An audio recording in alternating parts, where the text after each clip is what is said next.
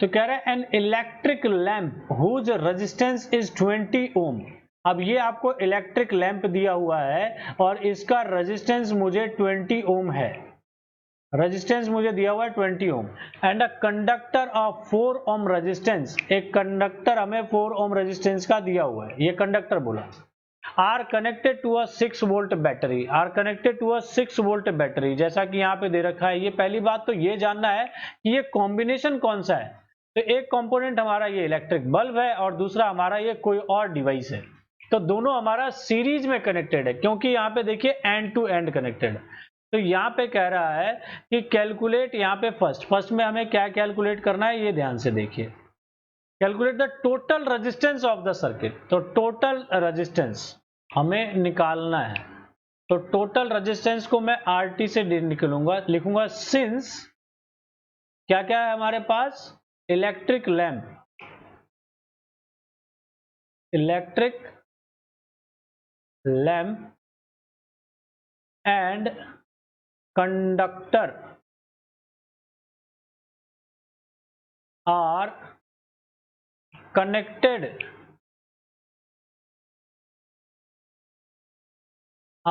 connected in series, are connected in series। Electric lamp और conductor दोनों किस तरीके से कनेक्टेड है, तो सीरीज में कनेक्टेड है। तो इसीलिए इनका टोटल रेजिस्टेंस RT जो होगा वो क्या होगा, तो रेजिस्टेंस ऑफ इलेक्ट्रिक लैंप जो हमें 20 दिया हुआ है और रेजिस्टेंस ऑफ कंडक्टर वो हमें 4 ओम दिया हुआ है। तो ये कितना हो जाएगा हमारा 24 ओम, ये आ जाएगा हमारा इक्विवेलेंट उसका टोटल रेजिस्टेंस। ठीक है, बहुत सिंपल सा है, हमेशा ध्यान रखना। और ये चीज ध्यान रखना कि ये यूनिट हमारा ऐसा यूनिट में होना चाहिए दोनों। तो ये ओम ओम हमारा ऐसा यूनिट में दिया हुआ है, तो बिल्कुल आराम से आ जाएगा। ठीक है, ये हो गई पहली बात। दूसरी चीज देखिए, सेकंड में क्या कह रहा है, कह रहा है करंट थ्रू द सर्किट। अब करंट थ्रू आउट सर्किट निकालना है, तो यहां पे देखिए ये कैसे निकलेगा। करंट ऐसे निकलेगा नहीं, पहले हमको क्या बोला था मैंने, करंट निकालने के लिए पहले सिंपलेस्ट सर्किट बनाना पड़ेगा। तो इसका मैं इक्विवेलेंट सर्किट बनाऊंगा तो कैसा बनेगा वो देखिए। तो ये मेरा एक ही रेजिस्टेंस हो जाएगा और उसके बाद इसमें ये पोटेंशियल डिफरेंस। ठीक है, बस ये हो गया उसका इक्विवेलेंट सर्किट। तो यहां पे मुझे करंट निकालना था, तो यहां रेजिस्टेंस क्योंकि कितना आ गया, दोनों कंबाइन करके 24 ओम।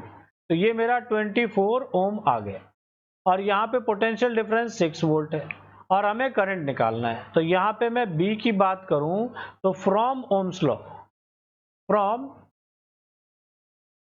ओम्स लॉ क्या होगा, V is equal to IR होगा।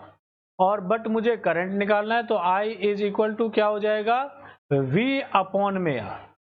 ठीक है, और V हमें कितना दिया हुआ है 6, रेजिस्टेंस कितना दे रखा है 24। तो 6 कम 6, 6 चौक 24। तो ये हो जाएगा 1/4 में, और करंट है तो एम्पियर। और या फिर इसको डेसिमल में लेना है तो ये 0.25 एम्पियर हो जाएगा। तो ये हमारा करंट आ गया थ्रू आउट सर्किट। तो सर्किट के अंदर कितना करंट जा रहा है, तो ये 0.25 एम्पियर। अब आपसे पूछेगा कि दोनों रजिस्टर में से कहां पे कितना करंट जाएगा, तो because they are connected in series, तो यहां पे भी 0.25 एम्पियर और यहां पे भी 0.25 एम्पियर ही करंट जाएगा। ये पूरा करंट ऐसे ही चलता चला जाएगा सीरीज में, कहीं पे चेंज नहीं होगा। ओके, तो ये हमने सेकेंड पार्ट जान लिया। अब यहाँ पे थर्ड पार्ट देखिए क्या है, the potential difference across the electric lamp and conductor. अब पोटेंशियल डिफरेंस निकालना है, तो देखो बहुत ही अच्छा क्वेश्चन है। तो यहाँ पे देखो because they are connected in series, तो पोटेंशियल डिफरेंस क्या होगा, अलग अलग होगा। यहाँ पे पोटेंशियल डिफरेंस V1 मान लेते हैं, यहाँ पे पोटेंशियल डिफरेंस V2 मान लेते हैं, और मुझे V1 और V2 निकालना है। Electric lamp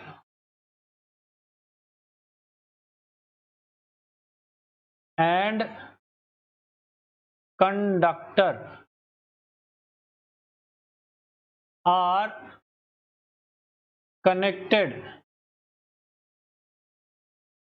in parallel, sorry parallel थोड़ी है, सीरीज ना, connected in series is connected in series, thus they have different potential difference but same current। ये बात समझ में आनी चाहिए।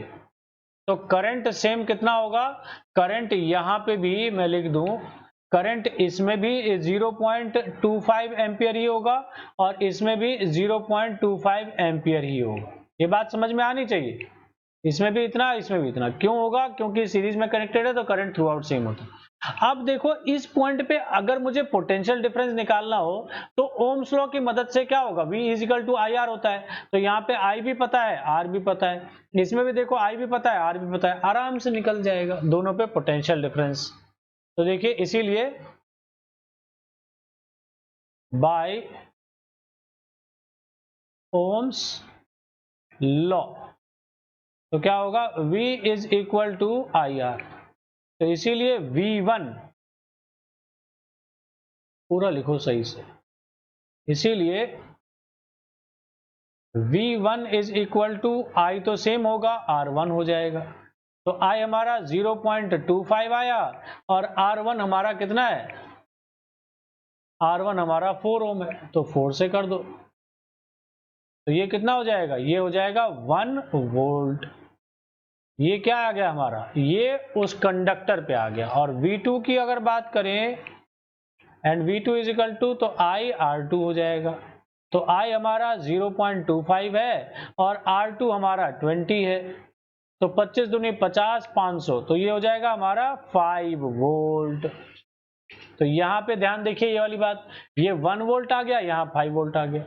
और मैंने क्या बोला था कि जब मुझे जितने भी रेजिस्टर्स कनेक्टेड हैं उन सारे रेजिस्टर्स का पोटेंशियल डिफरेंस अगर निकल गया तो जो टोटल पोटेंशियल डिफरेंस है उसके बराबर ही उनका सम आना चाहिए। तो यहां ध्यान से देखिएगा कि टोटल पोटेंशियल डिफरेंस हमारा 6 था, देखो सर्किट के अंदर ये 6 वोल्ट है ना यहाँ पे, और यहाँ पे देखो दोनों का मिला के यहाँ 1 और यहाँ 5, तो 5 + 1 कितना होगा, 6 वोल्ट। तो इससे क्या पता चलता है कि हमारा जो आंसर है वो ठीक है।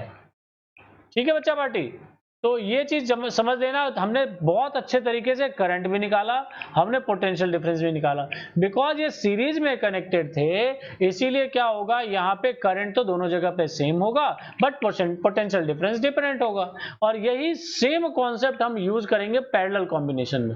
वहां पे क्या होगा, पोटेंशियल डिफरेंस सब जगह सेम होगा, करंट अलग अलग होगा। तो पहले पोटेंशियल डिफरेंस निकाल लेंगे इक्विवेलेंट करके और उसके बाद उस पर हर रजिस्टर पे हम क्या करेंगे, करंट निकाल सकते हैं। क्योंकि हर रजिस्टर पे मुझे पोटेंशियल डिफरेंस और रेजिस्टेंस पता चल जाएगा, तो उसकी मदद से मैं I निकाल सकता हूं ओम्स लॉ की मदद से, इस वाले फॉर्मूले से I = V/R से।